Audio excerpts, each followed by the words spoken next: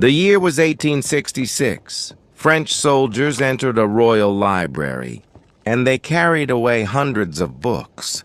It happened during a war, but something about this story is unusual.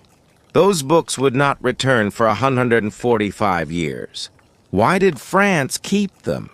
And why did Korea spend generations trying to bring them home? Because this is not a story about books. It is a story about memory. The books were called the Wigway of the Oegyujangak. They were royal protocols of the Joseon dynasty, detailed records of royal weddings, state funerals, palace construction, national ceremonies. Every event was documented with extraordinary precision. In an age without cameras or video, these books preserved the life of a kingdom.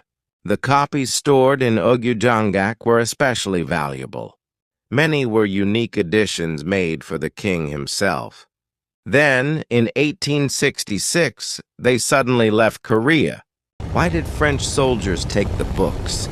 The answer begins with a conflict known as the French Campaign against Korea. Joseon Korea was resisting foreign influence. When French missionaries were executed, France sent military forces. They attacked Gangwa Island. During the campaign, French troops discovered Oegyujangak. They expected treasure, gold, silver, something valuable. Instead, they found shelves filled with magnificent books. At that moment, the fate of those books changed forever. The books were shipped to France. Eventually, they became part of the collections of the French National Library. As decades passed, many people forgot they existed. In Korea, and even in France, the royal books seemed lost to history. Then, in the 1970s, a Korean scholar made a remarkable discovery. The books were still there, hundreds of them, preserved in Paris. The discovery shocked Korea. Requests for their return soon followed. But the issue was complicated. French law strongly restricted the permanent transfer of national collections. Korea demanded restitution. France pointed to legal barriers. The negotiations would continue for decades. Then finally, in 2011, a breakthrough came. After 145 years, the books returned to Korea, but not through a traditional restitution agreement. Because of legal restrictions, France chose a unique solution, a long-term renewable loan. Through this arrangement, 297 volumes returned home.